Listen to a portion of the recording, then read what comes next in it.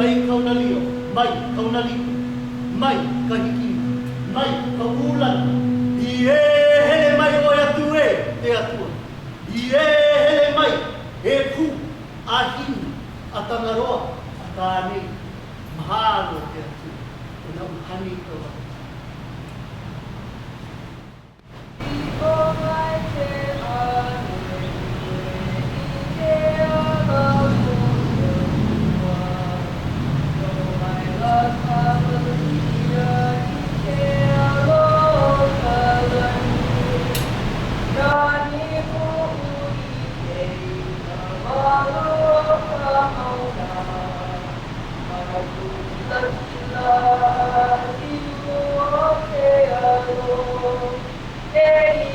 My life, hallelujah. Give my Lord,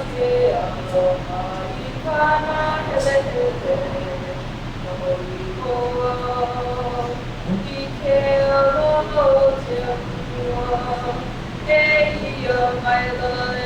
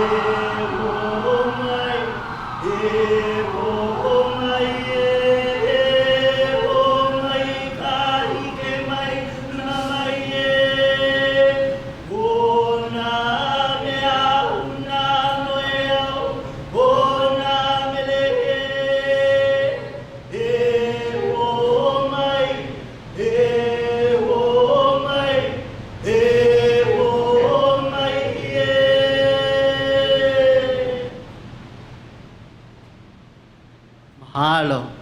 You know, the interesting thing is one of the elders, so normally we let our elders and our kupuna kind of run the show and do the ceremonies, because in our belief, in our tradition, is the kupuna and the mo'opuna, the youngest, the children, they're the closest to the spirit world.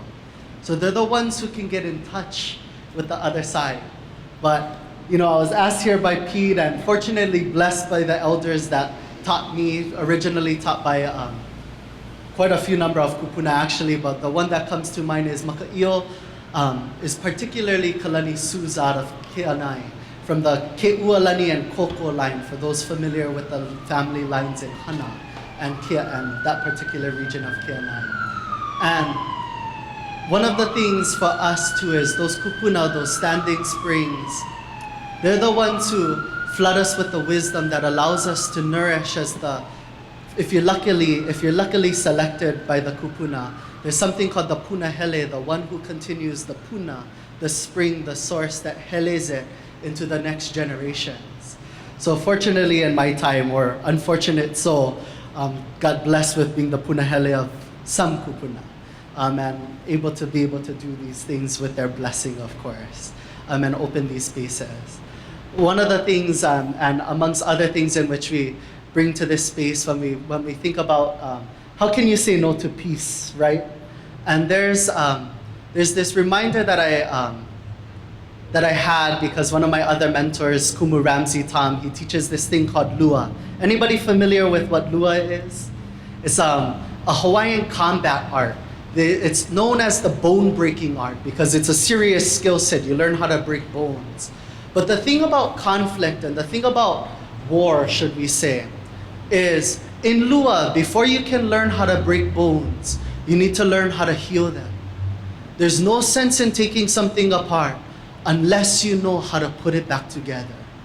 So when we think about this idea of peace and what that definition means, it means a lot of different things to different people, as I've come to find. By the way, my name is Kainoa, hail from just over those mountains.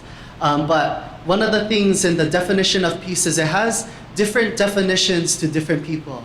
When we're negotiating peace, as we continue to negotiate such with the United States military and thinking about their future here in Hawaii, one of the things that came to mind in the talks out of Makua Valley was they had a different definition of peace because they're like, we're all trying to achieve the same thing. We're all trying to achieve peace. But the question was, what does peace mean to you? And for the US military and that particular meeting, peace meant the defeat of their enemy. It's after the death of the force that opposes us. That's what peace is. Versus for us, in the understanding of our kupuna, peace is the influx of harmony. So what are the conditions that we need to create harmony in this world, to live with one another? We've often lived in a world, and one of the things that the ceremonies and the rituals teach us is that we're in a place of relation, in relation to the natural world that's around us, and in relation to a commitment to better the conditions for each other. And in that shift of the understanding, to shift from a doctrine of discovery, which is based so much on transaction, into the quid pro quo of I scratch your back, you scratch mine.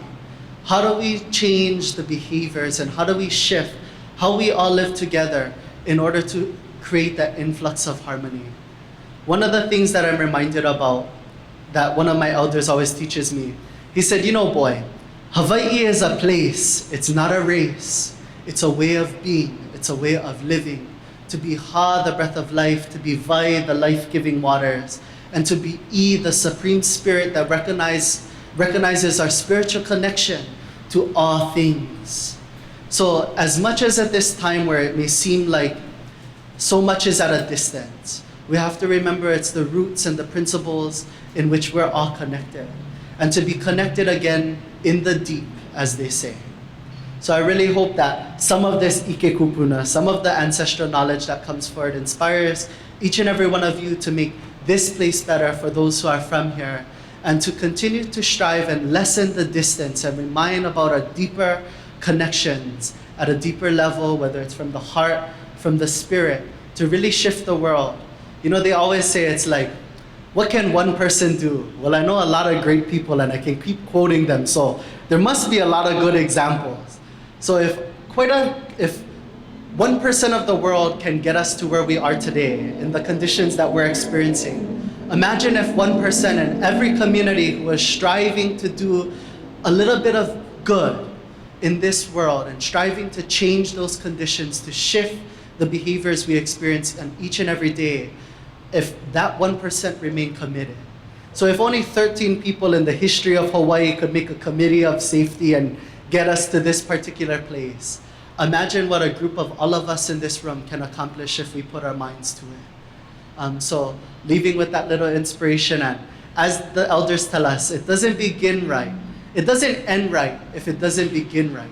That's why we opened up with the pu. So most people don't know the Hawaiian word for pule, or as we say now in English, prayer. The Hawaiian word for prayer is pule. But it's on the understanding of it begins with the sound of the pu, the conch shell, or the pu'ohe, the bamboo trumpet. And it's that sound that calls for the spiritual energy, that leles, that sends it into the physical space. So that's the word for pule. So we'll now open up with the pule after we concluded with the different other traditions in our opening. Mahalo e te atua, ina uhane i te wai. Mahalo e te la, ina wahine o ke kai. Mahalo ia wākia, i kane i ka wai. Mahalo ia e papahana o motu, e pai ainga e ora mai. Mahalo e hina, ka lē kuhi mana i ike mai. Mahalo e mahina nui, a mai tapo a i te au. Mahalo e melene, e hula pā, e ho'oponopono. Mahalo ia kāko, e mana opono, e na au. Mahalo e te atua, e na uhani tawai, o kane i ka wai ona. Thank you to the Creator who stands behind all things, to the Spirit that is the water. Thank you to the woman who is the sea and the grandfather sun, and for the blessing that is the rain. Thank you to the earth mother on whom we all reside. And thank you to the grandmother moon for bringing us the knowledge of the times and the tides. Thank you to the great grandmother who from the darkness of space brought us the light. Thank you for the song, for the dance, and for the opportunity to make things right. And thank you to each and every one of you for doing what you feel is right. Thank you again to the Creator, Mahalo e te atua, who stands behind all things, to the Spirit that is the water, in the uhane i tawai, o kane i ka wai ola. Mahalo, pa'i lima. Thank you. And thank you again, Pete, for the opportunity. That reminds us we're all connected in the deep, and hope you felt a little bit of the spiritual feeling. But blessings to each and every one of you as we talk not just peace, but harmony. Mahalo.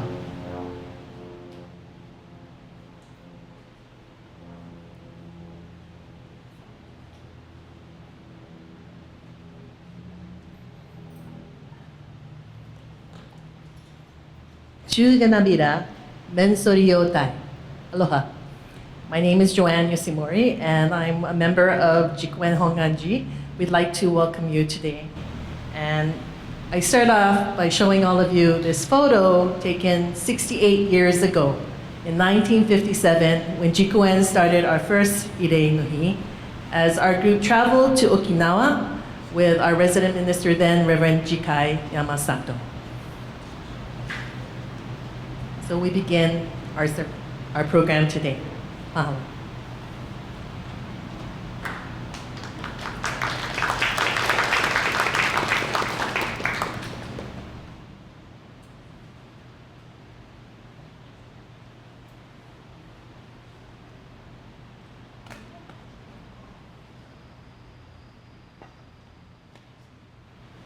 Good afternoon, everyone.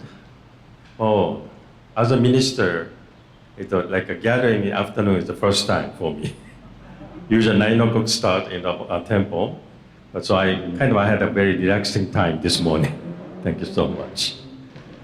Well, I remember about 20 years ago, we had first the IREI no Hi memorial service in the temple.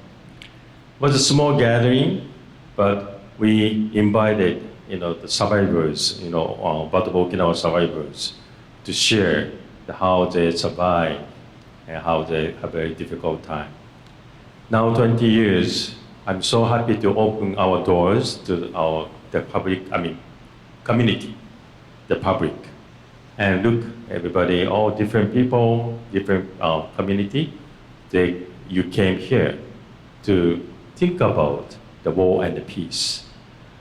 Well, now in the world, the many wars, the issues happening. And even now, this moment, small children, women, all the people, they die. So today, we're here to say, stop the war and keep a peace. In the Buddhism, Shakyamuni Buddha said, the universal truth is a peace and a harmony. So peace and harmony is a universal practice in our everyday, our lives. So today, I'd like to ask everyone to join me in a moment of silence in memory of the countless people that died during the Battle of Okinawa. And also, in every moment now, people die by war. So please close your eyes and join me in a moment of meditations.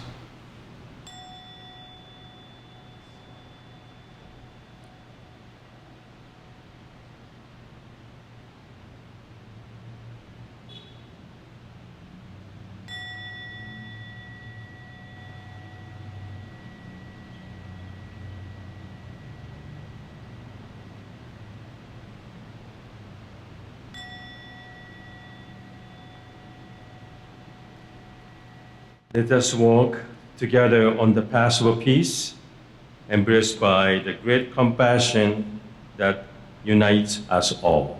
Namo Amida Butsu. Thank you very much.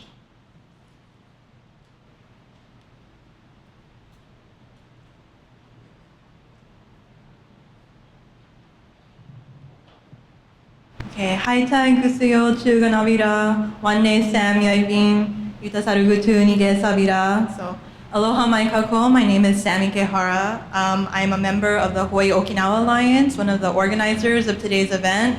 And I'll be your MC for today. Thanks for your patience with me in advance.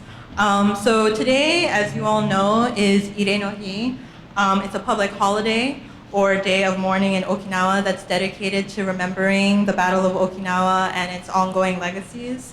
And so for those who may not be super familiar, the Battle of Okinawa formally started in April 1945, and it's often called the bloodiest battle of the Pacific theater of the Second World War. The Japanese military forces on Okinawa were engaging in a battle of attrition, and so they were trying to hold out for as long as possible to delay an invasion of the Japanese mainland, or Hondo. And in this process, nearly a quarter of Okinawa's civilian population were killed by various violent means, whether they were caught in the crossfires of US and Japanese fighting, or forced to commit suicide, or starving to death, amongst many other tragic fates. And so in this way, Japan knowingly sacrificed Okinawa and Okinawan people in an effort to save Japan. And as some of our speakers will discuss today, the sacrificing of Okinawa by Japan continues to the present in many complicated ways. And for this reason, many people in Okinawa and throughout the diaspora and around the world feel as though the Battle of Okinawa never truly ended.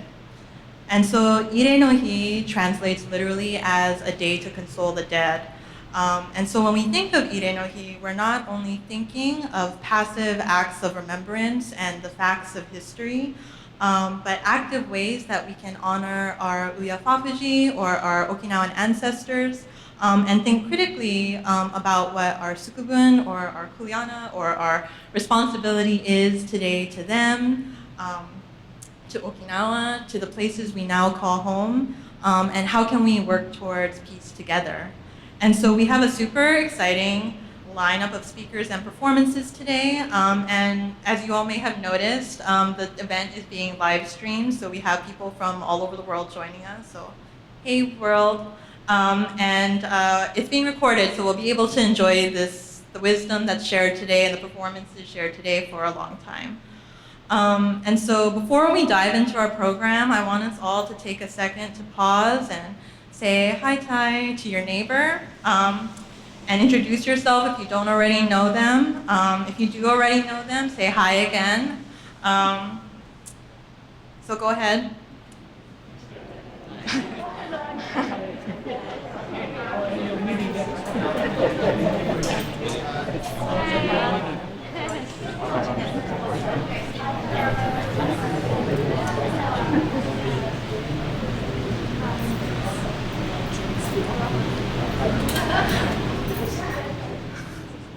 Okay, awesome. Thanks, everyone. IREI no Hi is all about community. I think of Jikoen as a really amazing community space, and it's only through our relationships with our neighbors and the people we love that we'll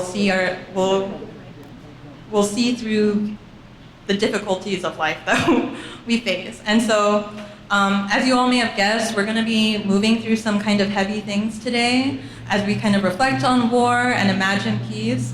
So now, I want us to all kind of take a second to take a breath together. Okay, and I'm not very seasoned in this, but I feel like we can do it. Okay, so everyone just take a deep breath in, slowly and hold it. And then maybe take a sip, like you're sipping through a straw, just a little bit more air, and hold it. And then slowly exhale. Okay, awesome, everybody. Thank you. So yes, so the first thing that we'll be going through today is firsthand testimony from a survivor of the Battle of Okinawa named Furugen Sanayoshi. And they're pulling up the video right now, so it'll be playing on the screen and there'll be subtitles, so hopefully everyone can see them okay. And so Furugen Saneyoshi was born in 1929 in Kunigami-son in Okinawa, and at the end of March 1945, when he was 15 years old, he was drafted into what's called in English the Blood and Iron Loyalist Student Corporation. And so this video that we're going to be showing was produced by Vice Japan in 2015 when they traveled to Okinawa for the 70th anniversary of the war as a last chance to talk to survivors of the battle. And so we're just playing a short kind of 9-minute portion of this first episode featuring Furugen-san that's entitled The Battlefield That Young Soldiers Saw.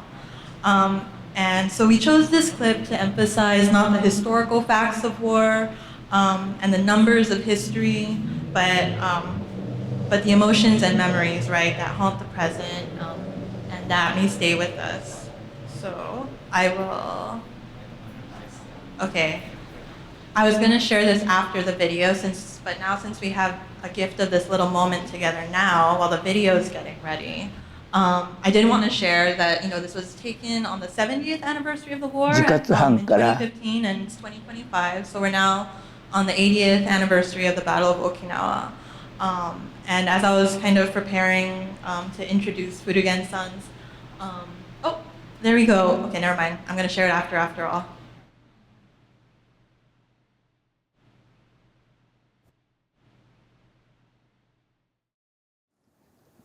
自活班からそれから軍司令部のね発電施設そこの作業につけられました。その作業というのは発電施設がある近くの井戸からね冷却水その冷却水を運んでずっと供給するというねそういう作業5月の4日でしたけどね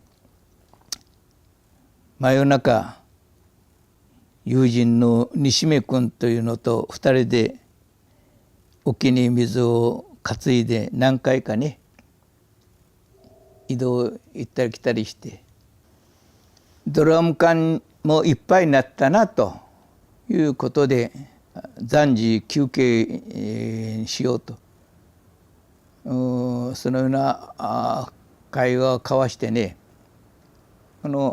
発電機そのものが置かれているところはちょっとくぼみだったんですよ。僕はその発電機のそばにね降りとったんです私は。ところがこの西目君という友人は置かれているこのドラム缶水溜めてある水を冷却水として流すわけですから少し高いところに置けるそのドラム缶のそばには立っておったんだね。沖縄の5月4日というのは暑いですからね作業しても後でも多分汗を拭いたりなどそんなことをしとったんでしょう。その時にね資金弾が飛んできてパッというね光があってでそれでなんか物が倒れる音がした感じがあったんで僕は覗いたんです。彼が立っておったところ一言もなしにね即死でした。で首のね半分からここの肩はね半分えぐられて一言もなく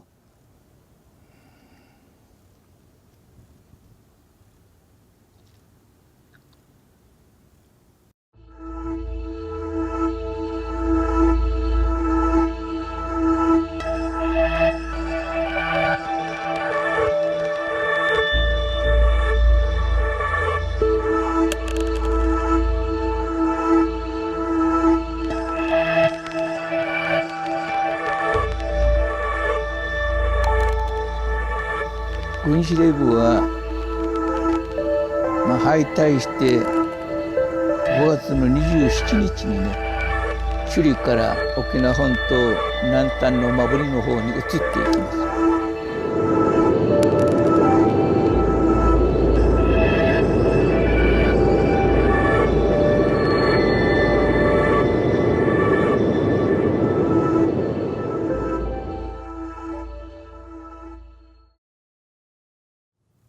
俺はもう一生涯ついて回るような思い出っていうのがあるんです。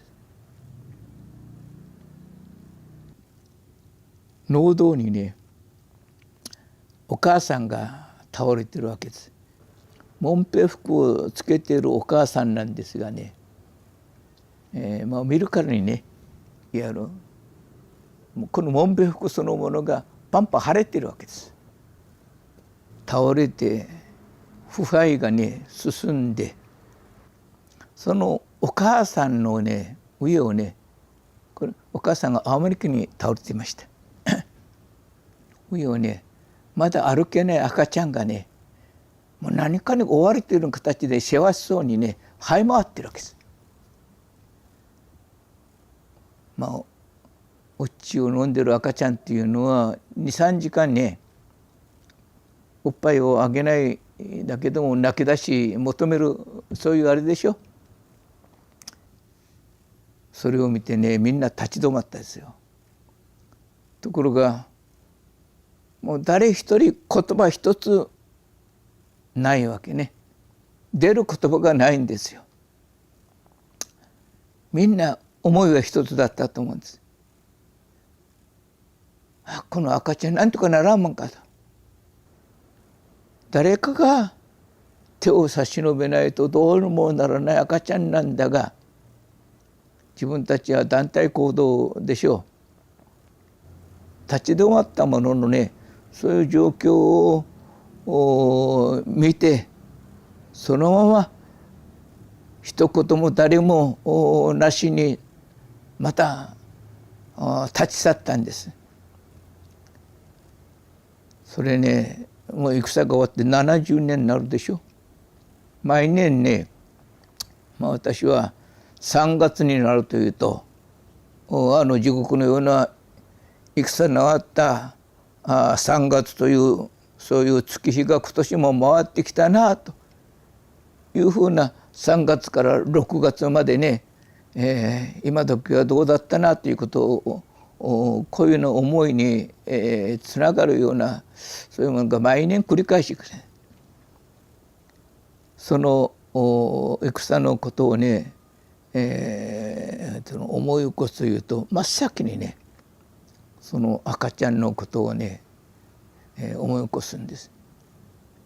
この赤ちゃんもね漢方にやられたのかなと。力尽きてね、そこでもう死んでしまったのかな。誰かそこを通ってね拾い上げてくれるものがおって、戦後ねその赤ちゃんが生き延びると、そういう方向につながらなかったかなと、そういう思いをね繰り返しんです。だから戦後70年繰り返し考えてみてもね、ちっともそこで終わるという結論が出ないんですよ。自分を責めるんですよ。なぜ助けなかったかって、助けることができる状況に全くないのに、なぜ手を差し伸べることをしなかったか、できなかったか。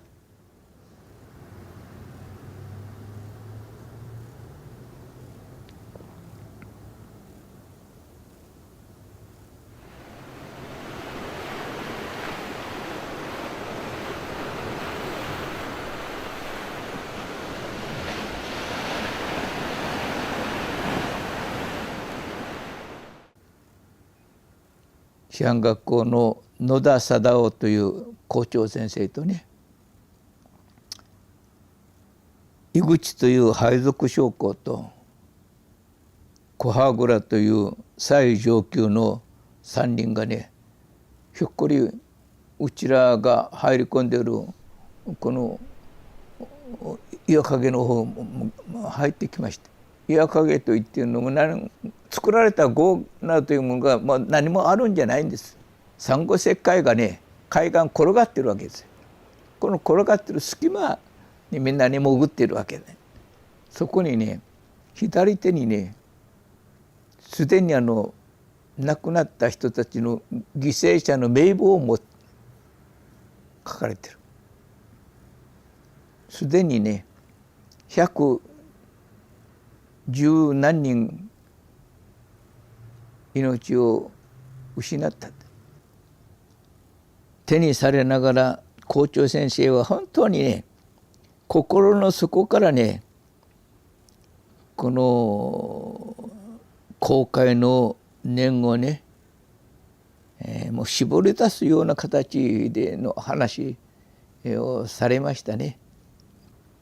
こうなると思えばね、軍命に従うべくもなかったと。当時軍命というのは天皇陛下の命令同じです。当時言われる軍命というのは天皇陛下は神様ですよ。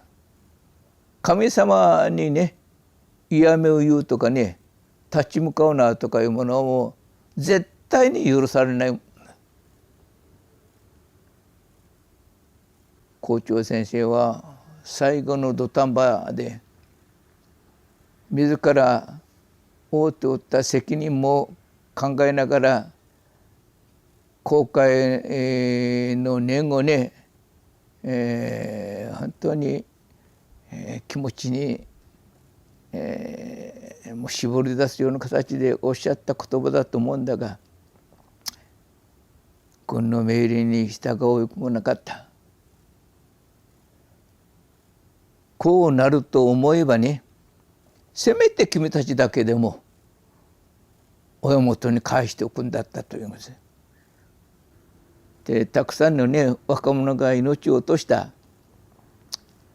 これからのね、沖縄は君たちが背負って立つんだとおっしゃるわけですよ。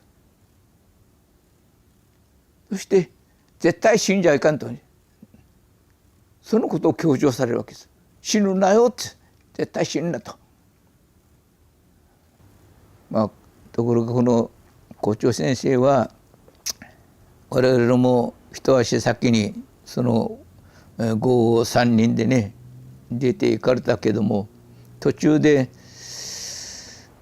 他のね学生たちも一緒になって数人海岸線をね、歩いている最中に艦砲が飛んできてね、亡くなったらしい。よくよく考えてみれば、生きるも死ぬもどんどん飛んでくるその弾の前で偶然以外にないわけで、運がよくて幸いにもなとか自分が助かったものとの結びつきでね説明をしようもんならね、亡くなった人々というのは、同僚たちというのはね、お前が運が悪かったな、運が悪くて命を落としたんだなということになってしまうじゃないかという考えで、そんなことでいいのかと。あなたの息子は運が悪くて亡くなりましたなと、こんなねことが言えるもんかと。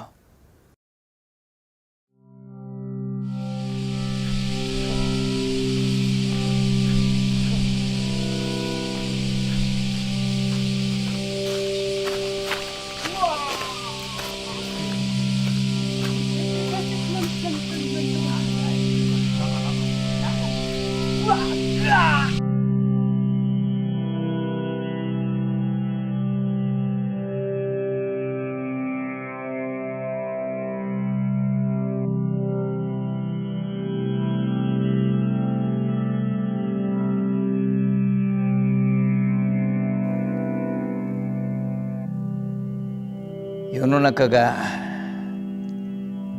ただならぬ状況に置かれている、そういう時であるだけにね、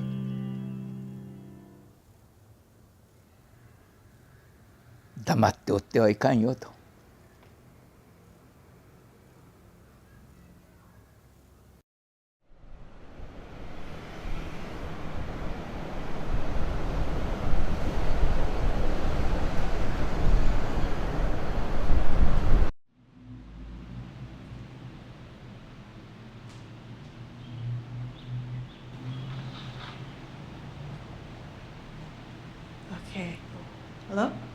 Is it good? Okay.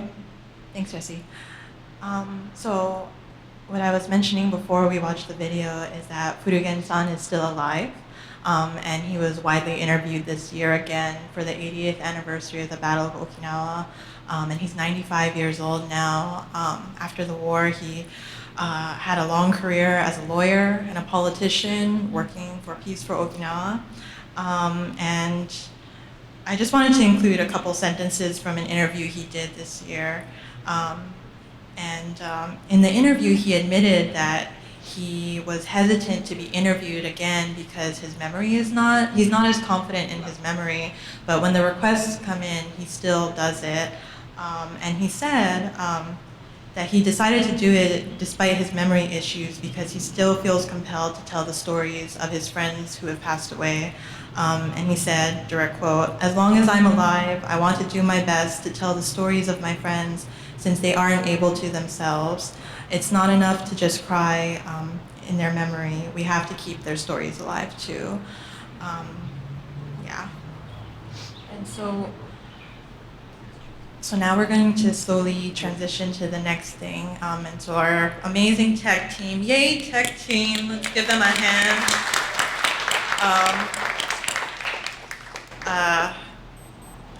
We'll be watching a video of a song that was prepared by Norman Kaneshiro, who unfortunately could not be with us today. He is currently flying to Okinawa as we speak. But he was so instrumental in the organizing of today's event and even the preparation that we were here doing yesterday. So everybody, thank you, Norman, wherever you are. And so while they're getting the video ready, he prepared a little message for me to say about the video that we're going to watch. Okay, so is my volume okay? Okay, cool. So, Kampo nu Kwenukusa was written by Kobin Higa and recorded by his 4 daughters who are known as the immensely popular musical group Daigo Musume. The song was a hit single when it was released in 1975 and has since become somewhat of an anthem for Ire no Hi. However, what many people may not know is that the song is somewhat of an autobiographical chronicle of Kobin's own tragic experiences. He lost his parents and eldest son when the Tsushima Maru was torpedoed on August 22, 1944, just an aside, by the USS Bowfin, which is on display at Pearl Harbor. So not long after, Kobin's wife and second son were killed in an air raid in Osaka. Destitute and devastated, Kobin could not even afford burial for his dead wife and child, so he set them afloat to sea in a bureau drawer he recovered from his home. Kobin eventually remarried and had 7 children. He trained his 4 daughters in Okinawan music and they formed Daigo Musume in the 1960s. In a cruel twist of fate, Kobin and his wife Shige were killed in 1973 when a drunk US Marine hit their car on their way home from one of their daughters' performances. Kobin never got to hear his daughter's recording of what would eventually become his most famous song. The imagery of the word kwenukusa, half-eaten leftovers, refers not only to the way war savagely devours the land and its people, but also to how those who wage war dismiss the value of human lives as disposable, waste. In the song's chorus, the use of both the honorific and plain forms of you in uchinaguchi, unju and ya, is a reminder of how war indiscriminately destroys lives regardless of age or seniority. Probably the most curious feature of the song is the sharp disparity between its upbeat rhythm and melody and its heartbreaking lyrics. As balance is an important aspect of Okinawan music and performance, the music is meant to offset the pure tragedy of the actual memories and experiences that took Kobin almost 20 years to finally set to paper and allow an otherwise unspeakable story to be shared aloud. And so,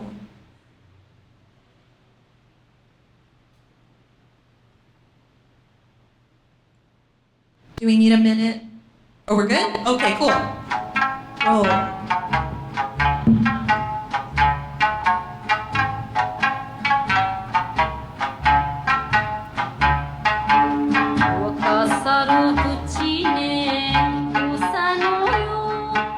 若さる花の幸よ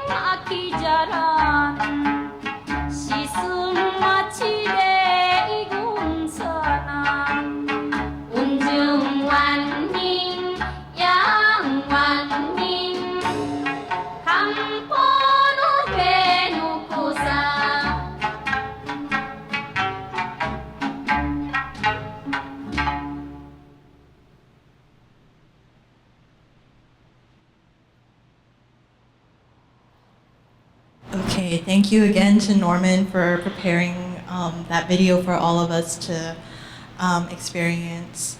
And so our next speaker is zooming in from Okinawa. It is, I think, 8 a.m. there. So let's all thank Hatsuho for waking up early to be with us today. And while we're pulling her up on screen right now, I'm going to just introduce her a little bit. So Hatsuho Kinjo is of both Japanese and Okinawan descent, and she was born in Japan but raised in Okinawa. She is currently in UH Manoa's Curriculum Studies program, where she's studying place-based education and also Pacific Island Studies. There she is. Hi, Hatsuho. Everybody say hi, Hatsuho. Yay! I don't know if she can see us actually. Sorry, but she felt it. Okay, awesome. So I will just hand it over to Hatsuho.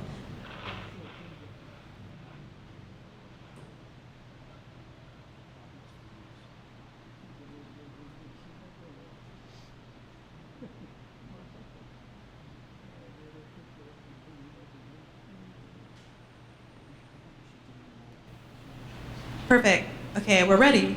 If you are.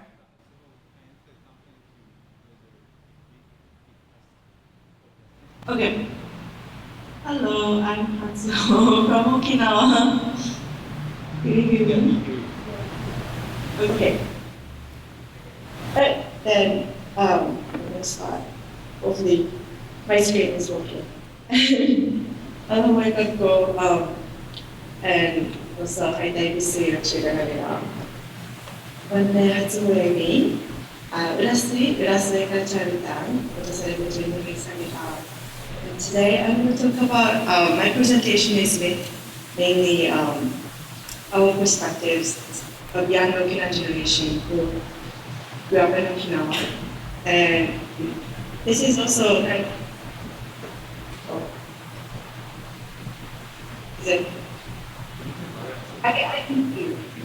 Wait. Okay. What about this? Is it okay? Maybe, okay. 聞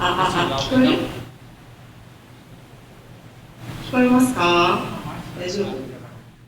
Hikoemasu. Can you hear us? Okay, then. いきますね。はい、じゃあいきますね。はい。Yeah. But the title of my presentation is The Battle of Okinawa is Not Over. Even though this is 80 years after, this is anniversary for 80 years after, but I think the Battle of Okinawa in a way still was never ended. So, let me start my presentation.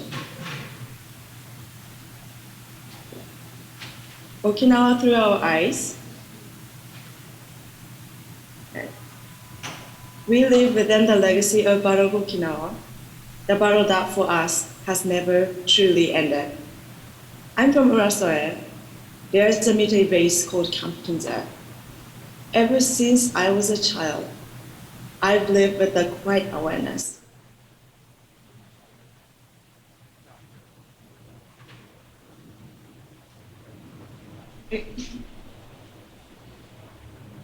Okay.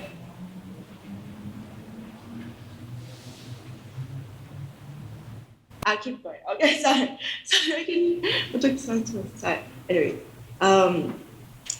yeah. Okay.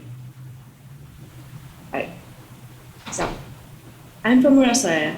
There's a military base called Camp Kinza. Ever since I was a child, I've lived with a quiet awareness, a world on the other side of the fences. And every time I look through those fences, I couldn't help but wonder, is it really America that's being fenced in? Or it is us, the people of Okinawa, who are the one to be surrounded? Because from their side, they can come and go as they please. But we are not allowed to set foot on the other side of the fence, even though this is our land.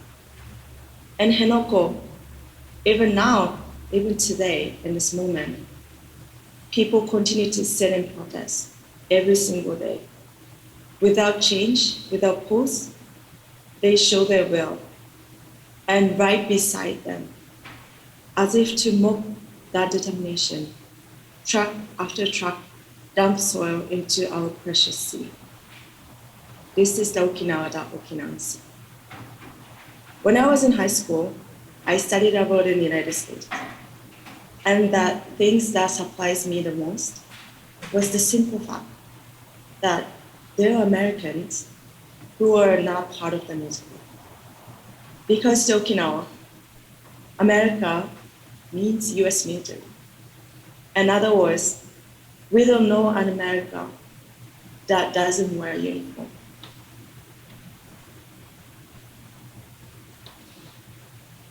Even now, we live under the skies, constantly crossed by fighter jets.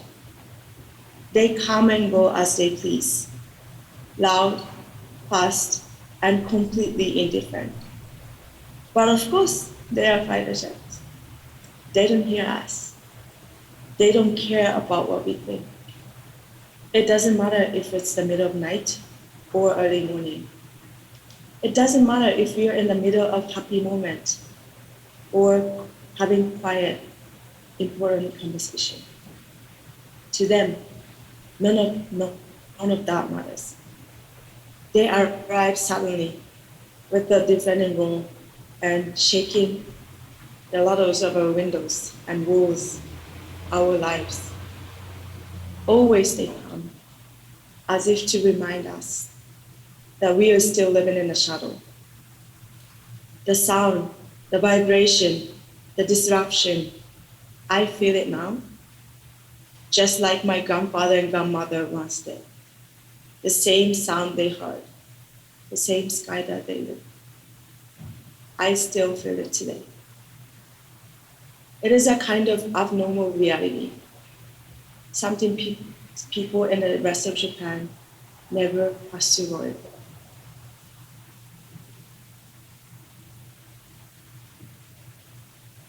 In this slide, I briefly describe the Okinawan society and reality looks like in the perspective of younger generation of Okinawans. Living within ongoing about of Okinawa means we live with injustice. We live with danger, contradiction, and structural discrimination. Living with danger. Around us, schools cannot be rebuilt. Why? Because unexploded bombs lie underneath of the foundation. And removing them takes unimaginable amount of time. So the students are learning in temporary buildings. But what's even more frightening is all the students before them for years have been learning on top of bombs, living, going and laughing on the ground that could have exploded at any moment. They say it will take 70 to 100 more years to remove all the bombs. And from the skies, things are always falling, tunnels, containers, windows, helicopters, and jets. The US military drops things as they fly over us. And we, the people who are alive, must live every day under that danger. Our land, our mountain, our sea and our rivers. This grand nature is the soul of Okinawa. It is us. But the nature, the soul, is being polluted by what flows out of the military base. And even worse, we are not allowed to know everything. We are not even allowed to understand the full extent of the damage. So I ask you, when did this place become Americans? We are now afraid to even go outside in our own land. We are afraid because we don't know when we will be raped. We don't know when we will be killed. Just like 80 years ago, someone may come toward us with a gun. And even if we say no, they won't listen. Please try to imagine this. Imagine the fear it is if it was your mother, your sister, your closest friend, or your daughter. The fear of knowing knowing they might be hurt, that someone might walk away freely, protected by military, protected by the Japanese government, and then walk through the street of Okinawa, smiling, living freely, as if nothing happened. They enjoy their freedom, while we are still waiting for ours.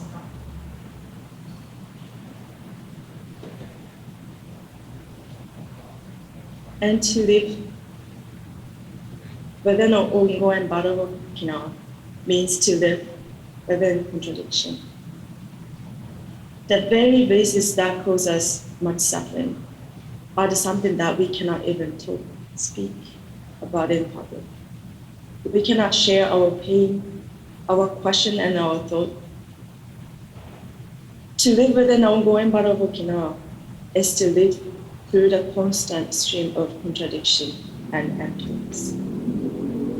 Even I speak those words, even the friends sitting right in front of me, their partner, their family, they might be connected to the military bases. The person I'm talking to, or even I myself, might be working inside a base. Is there another path? Do we have any other choice? That is how deeply, how quietly, how heavily the battle of Okinawa lives on inside of our everyday lives.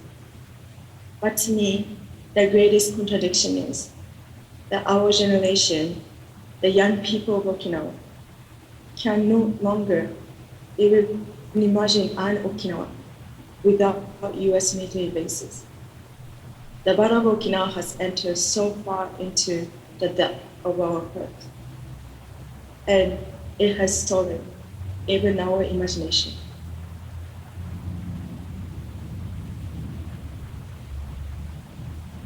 To live within the Battle of Okinawa is to live in the midst of injustice. 80 years ago, a grand war was fought here.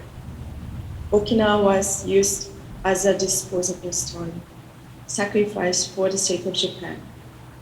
And still today, nothing has changed. Okinawa continues to be positioned as a necessary sacrifice for the peace of Japan. Okinawan people become the sure human shield for the Japanese military. They died for someone else's peace. And now, in the very land, in a structure that has not changed since 80 years ago, we are still made to carry the burden to protect Japan's so-called peace. As long as Japan continues to pursue this version of peace, the Battle of Okinawa will never come to an end.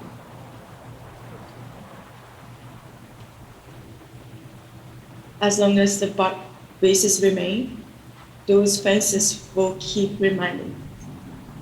We are still living in the Battle of Okinawa.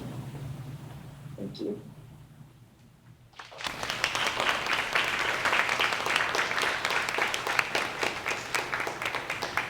Thank you, Hatsuho, for sharing your really important mana'o with us. Can you hear me? Okay, she still can't hear me, but it's okay. So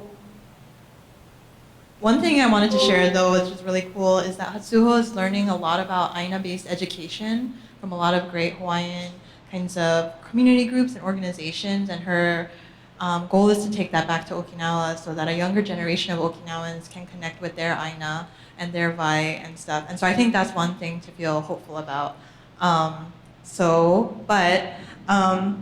Next, we'll be hearing from Tatsuki Kohatsu, luckily, who is in the flesh, so no tech difficulties, knock on wood. So he was born and raised in Nishihara in Okinawa, and he moved to Oahu in 2019 to pursue his PhD in geography at UH Manoa, where he's conducting research on militarization in Okinawa. So everyone, please welcome Tatsuki.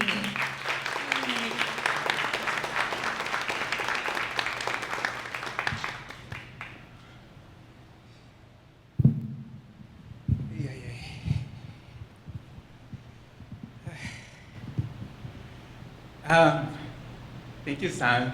And Nipe David Hatsuho, if you are still there on Zoom. And thank you all for coming and spending time with us. So Hatsuho and I, as we grew up in Okinawa, we wanted to reflect on our experiences growing up in Okinawa and think about what it means to remember the stories of our families and elders. For me, as I grew up on Okinawa Island, Iune was always something, a day that meant something. But especially the past 2 years have made me think more about what it means to remember the stories since the passing of my maternal grandmother.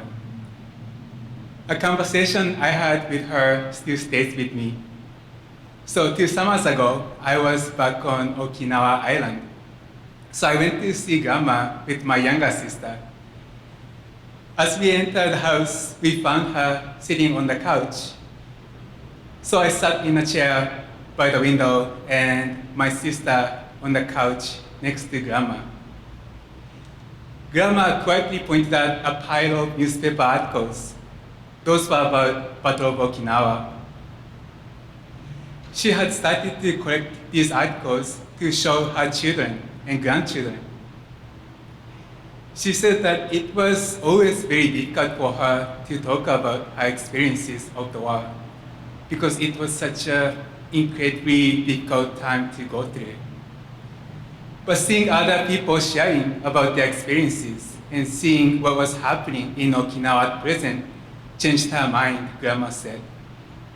Seeing how important it is now to tell these stories to younger generations, she felt the need to share her story too. So she shared some of her story with us. At school, children were trained to learn how to use weapons such as spears. As a diligent young Okinawan woman, she practiced self-defense and learned how to use some of the weapons, she said. And she paused in a moment of contemplation and told us that she and grandma and her family were on IREI Island at the time. But one day, her dad told his family to go to Okinawa Island, saying that he would be there too later. So grandma and her family came to Okinawa Island, but it was the last time she saw her dad. Just a few days after she arrived on Okinawa Island, the battle started. She said that her dad probably knew that the battle was beginning, as he was working in the communication unit of the Japanese military. If it hadn't been for him, she might not have made it through the war, grandma said. Once the battle started, there wasn't enough food. So one day, her mom was trying to get out to get some food. And that day, aircraft hovered over the mountains where they were hiding and dropped bombs. Grandma saw the US ships filling the horizon of the sea.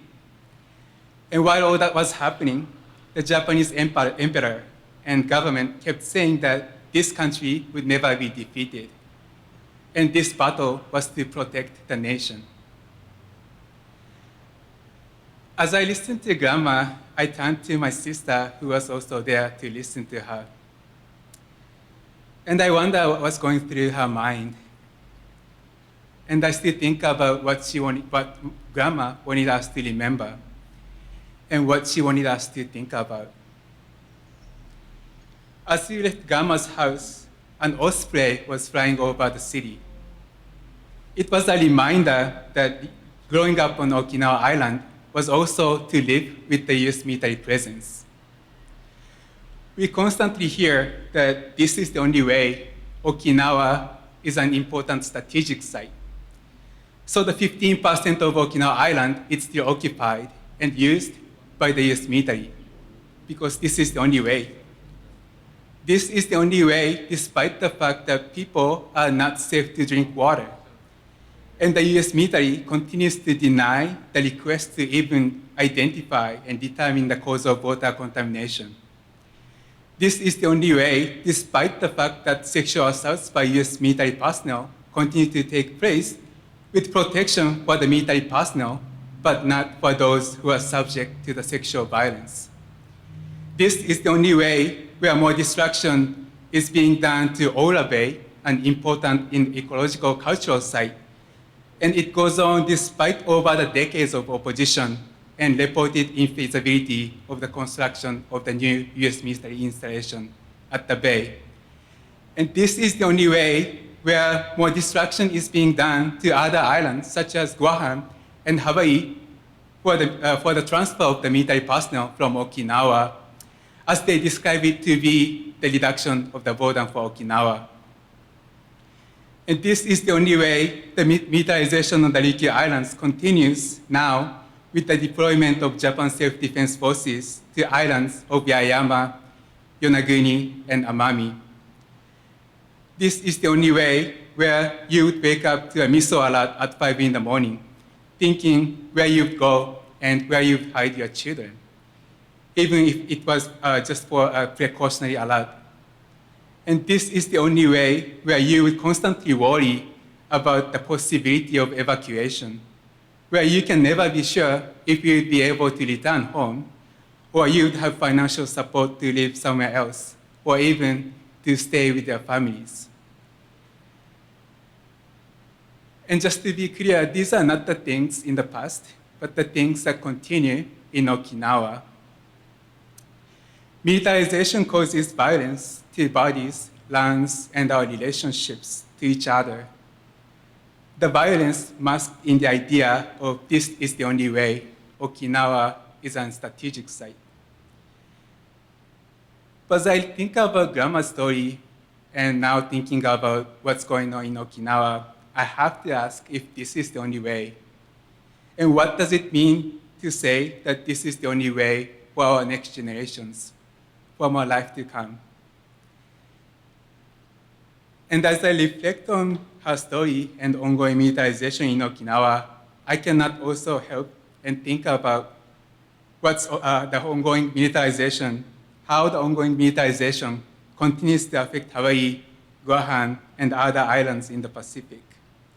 The ongoing issues of militarization continue to occupy lands and contaminate water, and how the ongoing issues of militarization and colonialism inflict extreme violence in Palestine and many other places. So as I think about what it means to remember the stories of Battle of Okinawa, I feel the need to think about how we carry these stories forward through our relationships with those who share the stories with us, and also through our relationships with each other, to listen to each other's stories.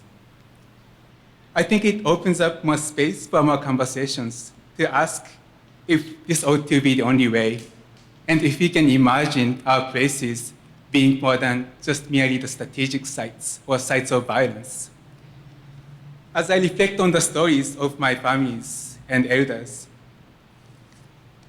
I think about what it means to remember the Battle of Okinawa and carry these stories forward, and remembering across time and space for maybe imagining something more. If any, for coming today. And I'm so grateful that we get to spend time together and maybe talk story more. Thank you.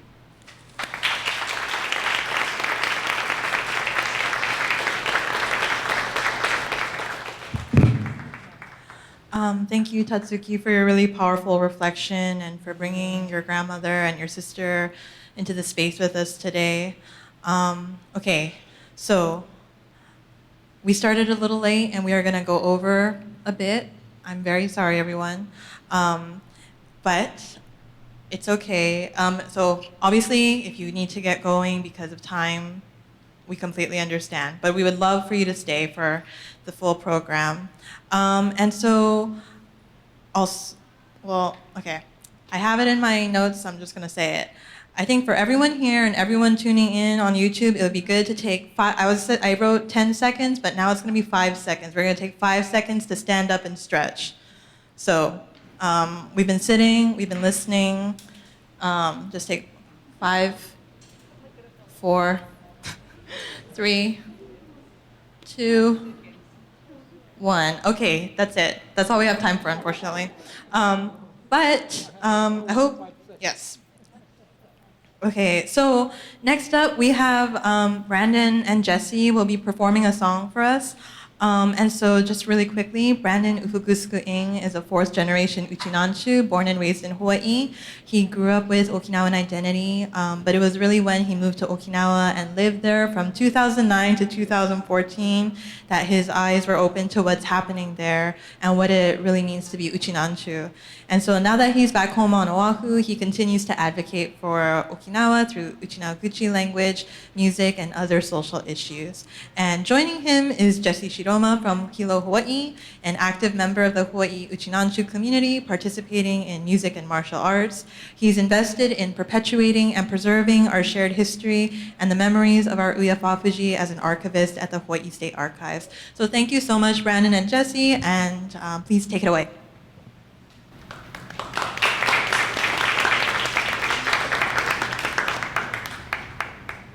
Busuyo chuo ganabira wanne kane ohe kara choru Brandon di choibin chuya dusiga no Jesse Shiroma tu majon hikaraya di umtoibin utasarugutu unige sabira. Hi everybody. We're gonna thank you for giving us your time. We're gonna share just one song right now. We're gonna do two, but we'll save you guys some time. So we'll do one song now, and then we'll finish up with another song after a couple more speakers. So this first song is a traditional Okinawan song, but goes by the name of Hamachiduri. It's actually a real popular dance piece, and over the years, this song has really changed. The meaning of this song has really changed for me personally through various experiences. One experience, actually, I played this song in front of Mr. Furugen, who we saw a video of earlier. He actually came to visit Hawaii with some other POWs who were held at Honouliuli. So that was a big change for me in this song right here. The song itself doesn't speak about war or anything directly related to Irei no Hi, but what it really gets at for me is that war just it tears people apart, tears families apart, tears apart those human connections, which is really not what human nature should be. So we'll have the words up on the screen with some kind of basic, kind of loose English translation. So this is Hamachiduri.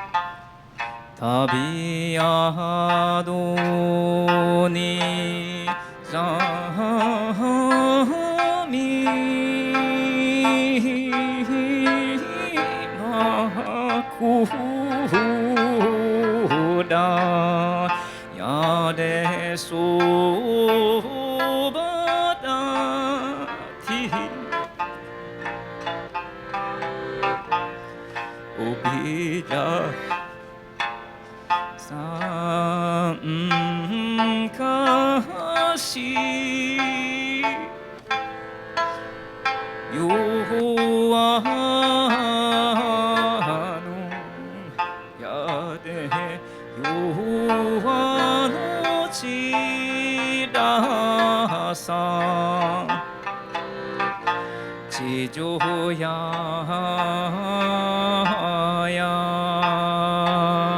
雨降ってちょいちょいな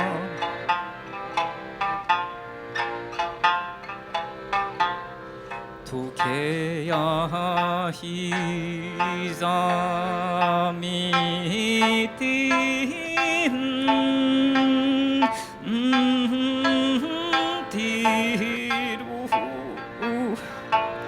ちやれちやひとち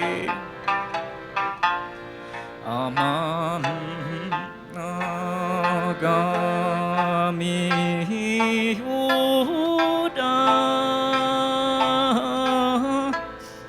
き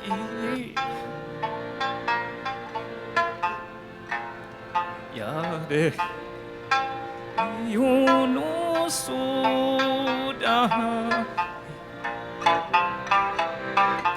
地上や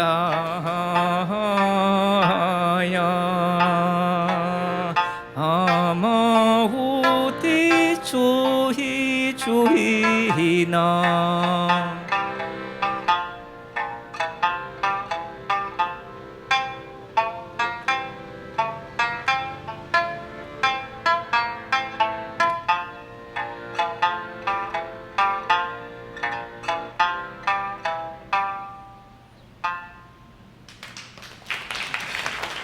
デビュー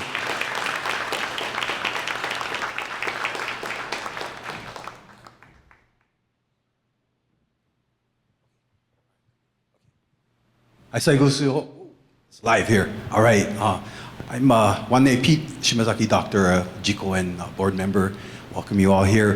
We can have the Nakamura kids join us up here. So what do we do with all this? This is hardly about the past, right? This is meditation on our present human condition. And so we like to Jikoen plant some seeds for peace, right? So we have this thing called the golden chain of love in our, it's actually a children's little prayer, if you want to call it that. If you came in, did you, these little cards here, the chain of command. So, oh, you guys want to do it at the podium? Or, okay, yeah. You guys want to do it at the podium? Okay, it's up to you.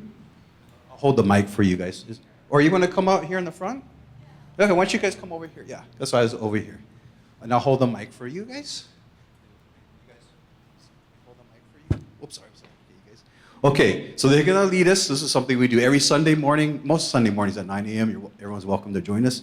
So this is Camden and Caitlin Nakamura. We're so gracious because these are our leaders, right? We need to plant those seeds of peace today. So thank you. Thank you. So thank you for giving us hope. And you can help us like we do on Sundays, reading the Golden Chain of Love. Yeah, and folks, if you like to, if you feel you can join in singing along, okay?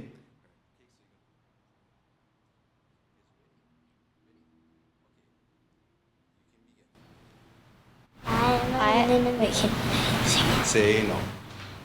I am a link in Amida Buddha's golden chain of love that stretches around the world. I must keep my link bright and strong. I will try to be kind and gentle to every living thing and protect all who are weaker than myself. I will try to think pure and beautiful thoughts, to say pure and beautiful words, and do pure and beautiful deeds, knowing that what I do now depends not only on my happiness or unhappiness, but also that of others. May every link in Buddha's golden chain of love be bright and strong, and may we all attain perfect peace. Namo Amidatsu. Namo Amidatsu. Thank you. Thank you so much, Caitlin and Camden. So as we're moving towards the end of our program, this being the situation now we're having in the world, so we have, yeah, okay, all right. Yes, thank you so much. So next, I'd like to welcome up Kristen Young and Preston Iha, who are both from Faith Action for Community Equity. And so their organization's mission is compelled by faith to act justly and speak boldly for all of the divine's creation in Hawaii. So thank you, Kristen and Preston, for being here.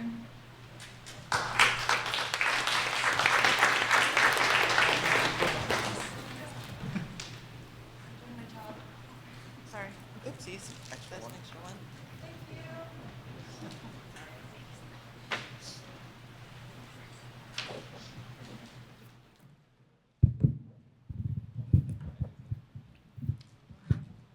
Okay. Hi, everyone. It's good to see you all here. Growing up, I was told of how the people of Okinawa and the Uchinanchu of Hawaii are one. And visiting Okinawa a few years ago during the worldwide Uchinanchu Festival, I was able to witness this connection and saw how our bonds as Shimanchu continue despite our diversity.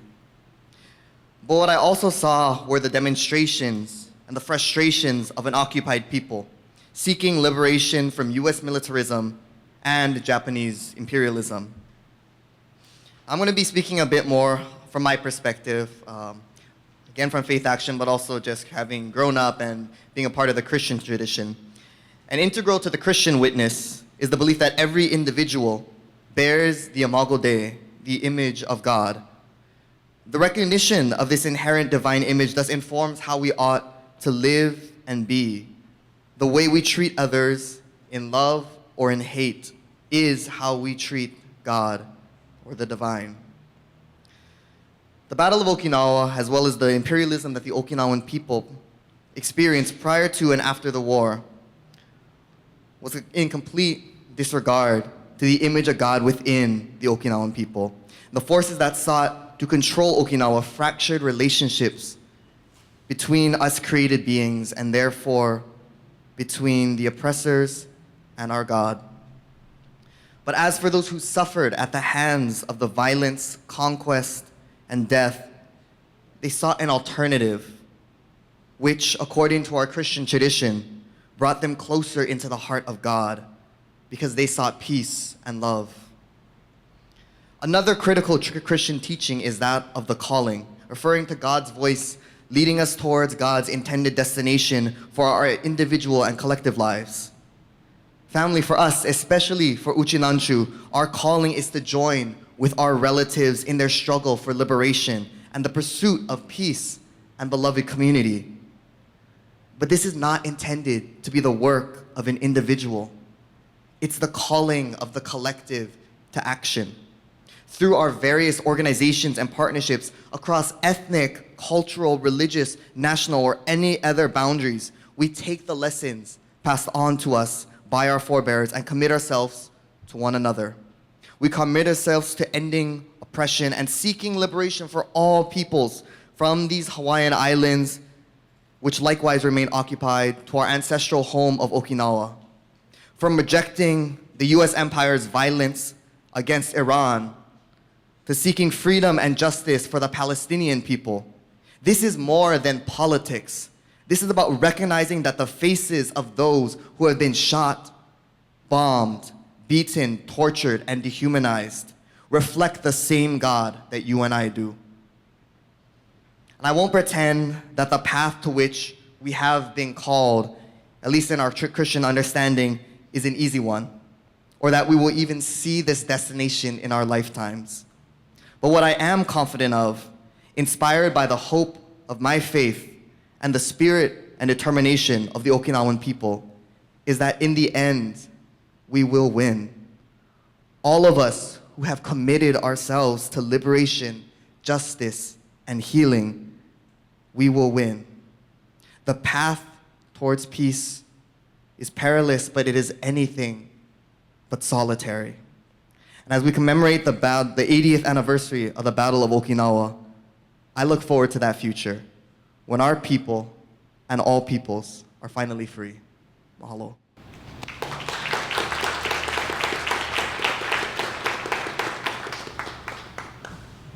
Hi, everyone. We're so honored and grateful to be here as mixed Uchinanchu descendants ourselves, but also to be invited with our identity as people of faith. It's my first time at an IREI no Hi event, and I just wanted to say that I see so many familiar faces from the community, and it's just a reminder to me that our issues are connected, and so are our solutions. So I'll just close this time with a prayer, and the prayer is for ourselves, because I believe that transformation and peace starts within each of us. So I invite you to take whatever prayerful posture you can to connect whatever life-giving, life-affirming source that sustains you. Creator, we gather today to remember, not just to look back at the past, but to come together for a shared future. We come to you with our concern, our faults, and shame as we witness the ongoing violence in our world that doesn't seem to rest. As death tolls continue to rise, some of us have seen pain and been unable to stop it, while others of us have ignored the cries of others or have grown numb. God, disturb our souls so that we might disrupt a status quo that results in the suffering of creation, our fellow humans, and the earth alike. Forgive us when we willingly allow our dollars to support occupation and destruction. Forgive us when we fail to see that the salvation and liberation of us and our neighbors are intertwined, when we believe the lies that our safety and security can come at the expense of others. Forgive us when we prioritize our comfort and privileges over people's lives. Forgive us when we say, this is just how it is, instead of, it doesn't have to be this way. Forgive us when we dismiss our power, when we give in to helplessness, and underestimate what we can do when we are empowered by love. Loving God, in you there is no us and them. You love us all equally. You love both sides the same, but you are not neutral. You side with the oppressed.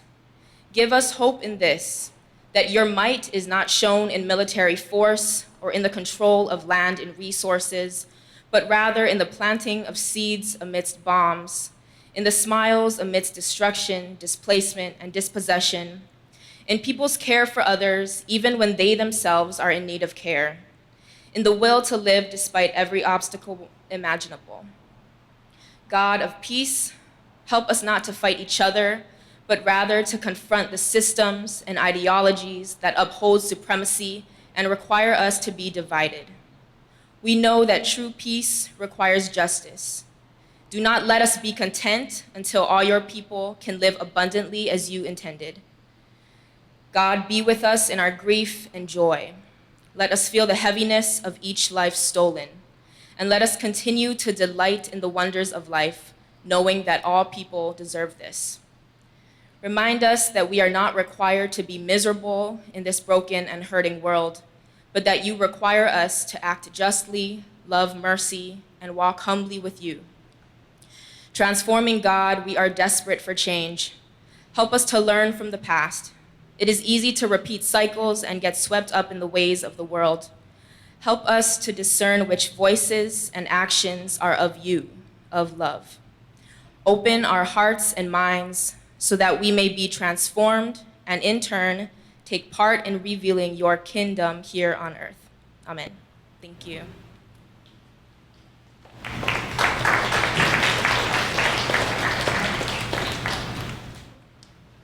Okay, thank you, Kristen and Preston.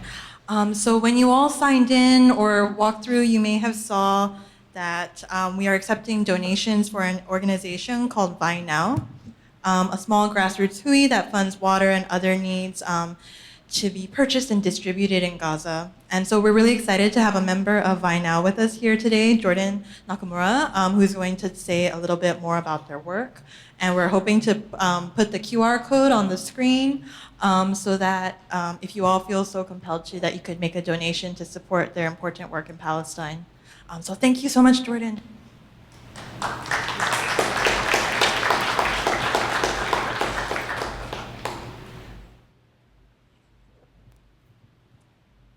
Aloha mai kako. I'm Jordan Kapona Nakamura, and I'm here representing our hui Vai Now. We're just a group of people who are living here, who was seeing what was happening in Palestine, Gaza, and we just wanted to extend some kind of solidarity materially to people who are also living under occupied lands. We're not any kind of special people. We don't have any, necessarily like political affiliations. We just got together and under the awareness that, imperialist people who want to steal land and who want to kill others, they will get away with exactly everything that we let them, and without people doing things about it, then they'll just kind of continue to have their way. And just one small way that we were able to give donations was through a family friend who has contacts on the ground in Gaza, who we keep in contact with and hear from the ground how they need support and what is happening. So we're developing relationships with them, and we're able to hear directly like what is their greatest needs. And these places that they service, they're places that are they've been very difficult for other kind of more established orgs to get to because of kind of like these political issues there. There are just regions that are really hard to access. And so these people are kind of just like helping their neighbors really. So Vainao essentially is just a collection of people who are helping their neighbors, ordinary people. And all we're doing is calling on other ordinary people to recognize the humanity in each other and to offer support. So right now we have contacts in Gaza who they are distributing basically like they're distributing groceries and other needs. Initially, the project was focused on water because it began when there was, before the first quote-unquote ceasefire, there was that was the primary need was for water. Vai.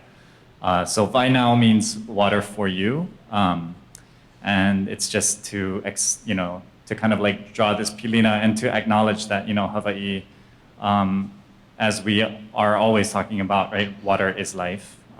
Ola ika vai. We are wanting to recognize that the water crisis in Gaza,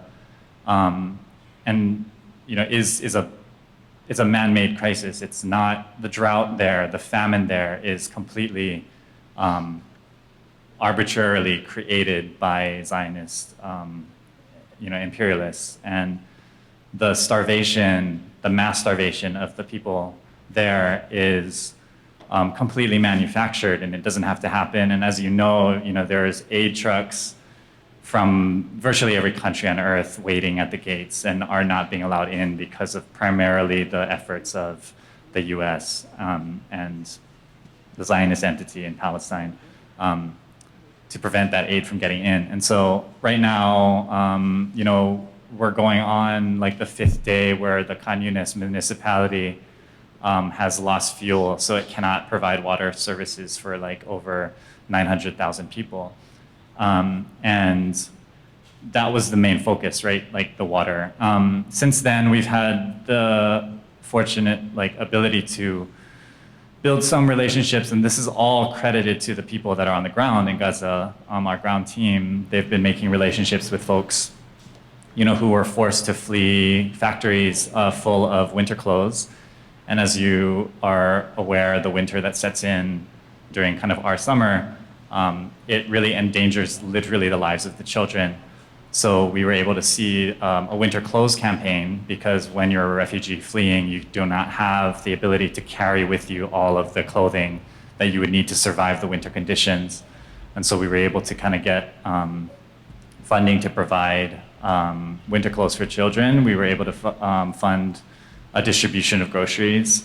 And since the quote-unquote ceasefire has lifted, the goods in Gaza have really skyrocketed. I mean, this has been true ever since the beginning.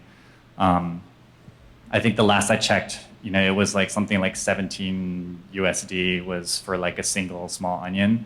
So the grocery goods are exorbitant, and this is pretty much growing every day. So anything that you can give to help really goes a long way, because people there, even people who, may have had resources under different circumstances now are finding themselves unable to purchase like basic goods.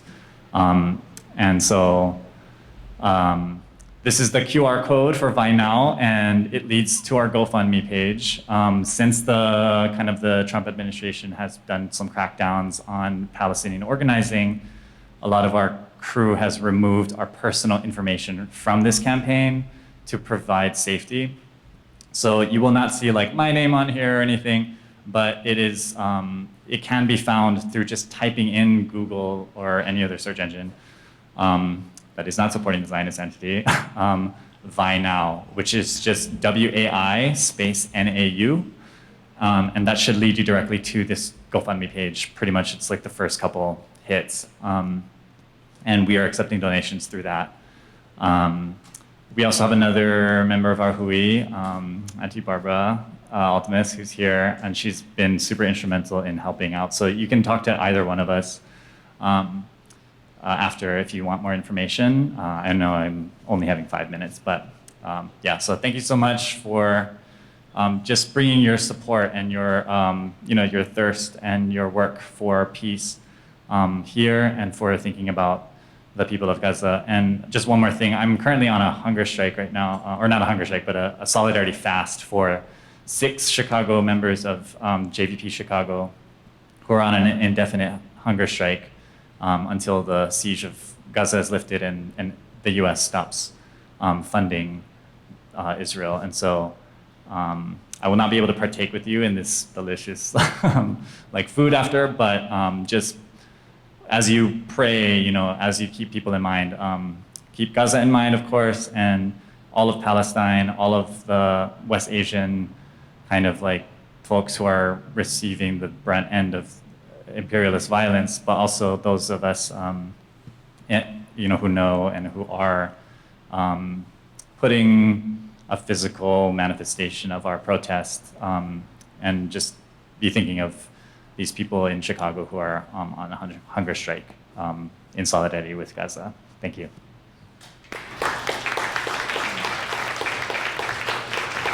Thank you so much, Jordan. So we'll have this up we're going to switch it to the lyrics for the last song that will be performed. But we do have physical QR codes in the front that you can scan, or you can follow the instructions that Jordan just laid out for us. So I do want to welcome Brandon and Jesse back, now with Pete on bass, to perform our last song before we move into the end of our event and our time together. Thank you, everybody.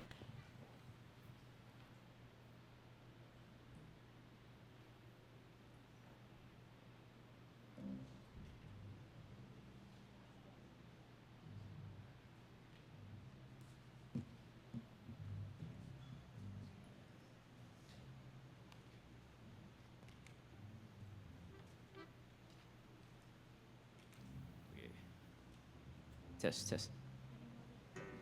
All right, if I could, I'll quickly explain my lack of composure on the first song. I avoided explaining to try to save time, but I figured I should explain myself. So as I mentioned, I got to play that song for Furugen-san, who we watched the interview with earlier. And as I played, he and 2 other men about the same age, they were just weeping, trying to sing along with me. So every time I sing that song, that's the image that I see. So it's kind of, Anyway, so just so you know. All right, so I think we have the words up on the screen here. Song that's probably pretty familiar to most of you, a song called Imagine. And this was, there's an Okinawan version which was thought up by the Okinawan Peace Movement, who is one of the groups that sits in at Hinoko to try and prevent the building of the new base, which they just keep pushing through. It's a U.S. military base that's being pushed through by the Japanese government. So both sides are just not helping the Okinawans at all. Okay. So if you please sing along with us. If you know the original song, you can just follow these words and it should be.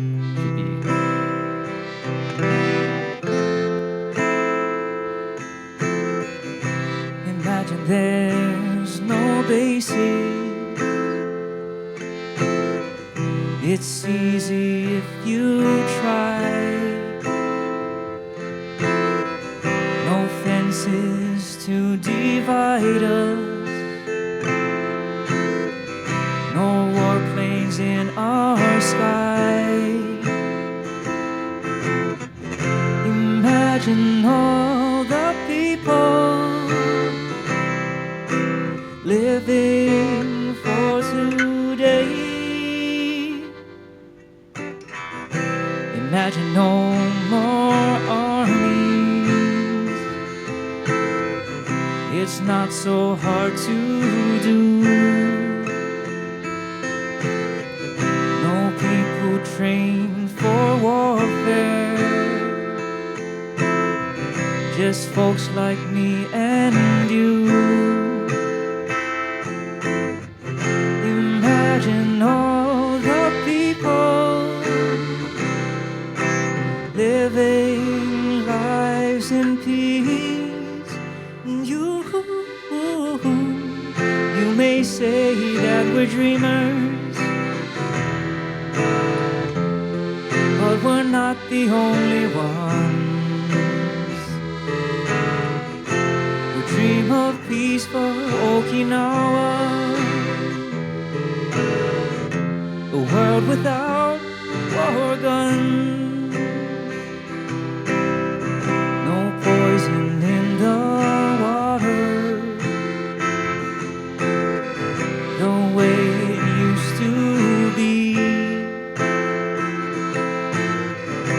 A quiet sky above us,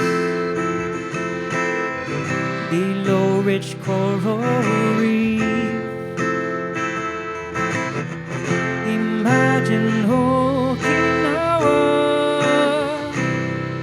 return to us at last. You may say I'm a dreamer, but I'm not the only one who dreams of an Okinawa at peace underneath the sun.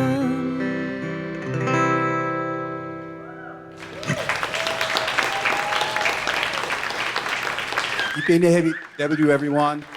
Sorry for all the delays, but we are so grateful that you joined us today, and we are now officially closing the program.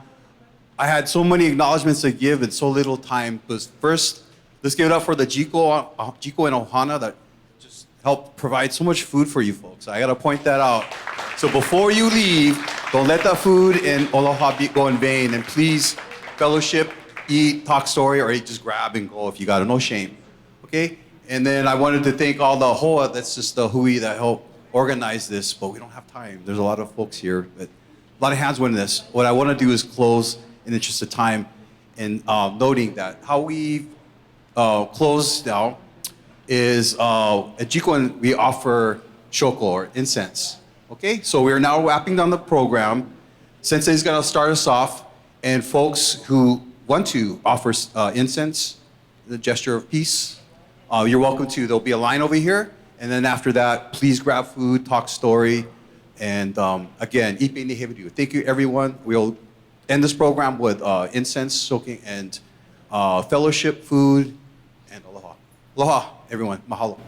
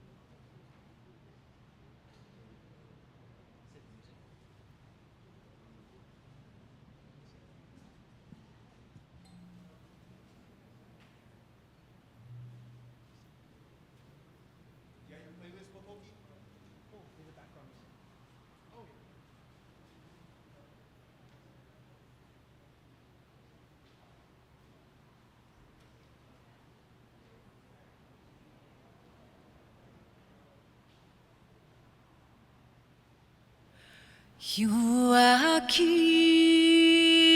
赤父に逃げこと住むの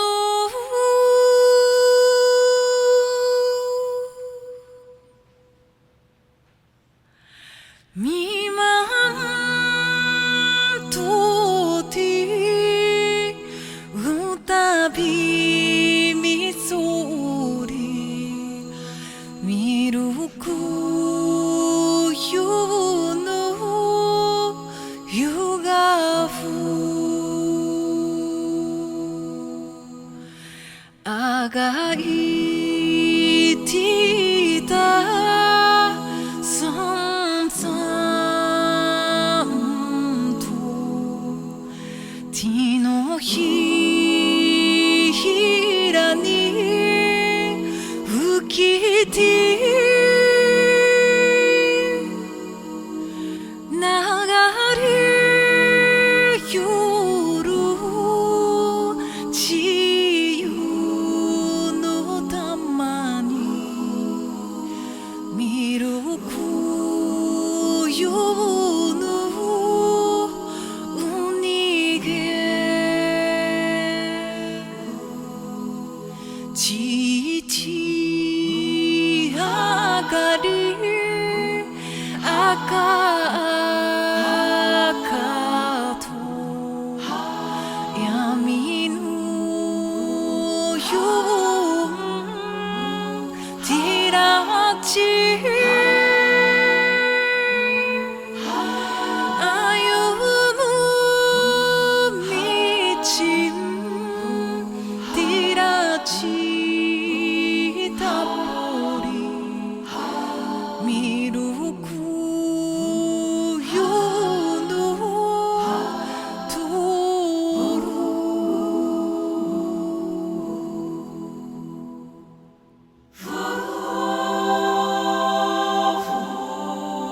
さり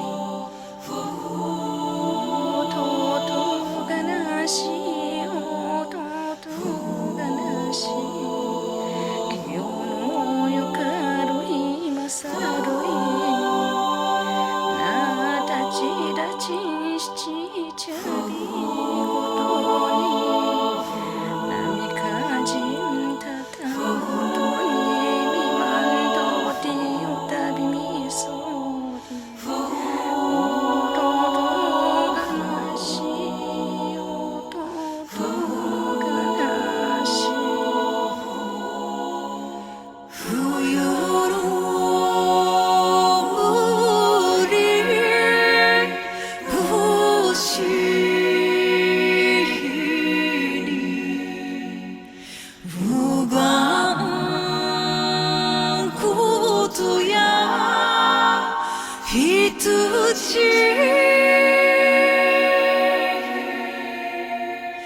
見るくゆの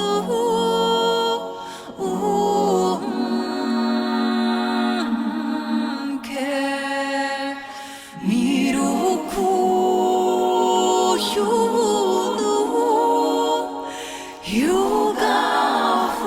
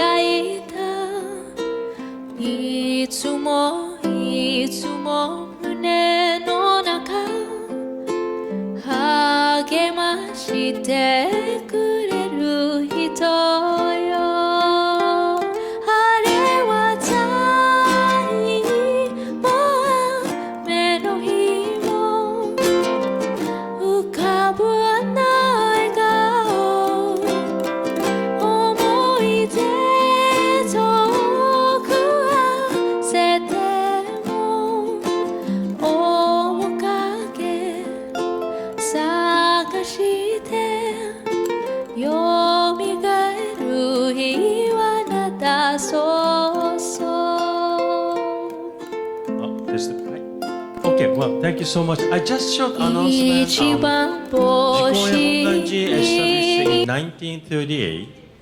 So we have 87 years in the history here. The founding by the Okinawan-born, the minister, and also Issei people. And the original was a Hoftailing Street Avenue. The tree broke away. And in 1964, we moved to this place, and we opened a preschool. So we have a preschool almost 60 years, and we are accepting 2 years old to 5 years old. Okay, and we provide a hot meal, like such as udon, miso soup, Japanese curry, rice, So, yeah, also you can visit the Jikoen website, also including the preschool information. So, please spread out to help our preschool business enrollment.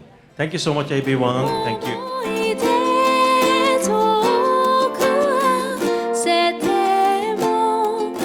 寂しくて恋しくて君への思いならそうそう会いたくて会いたくて君への思いならそう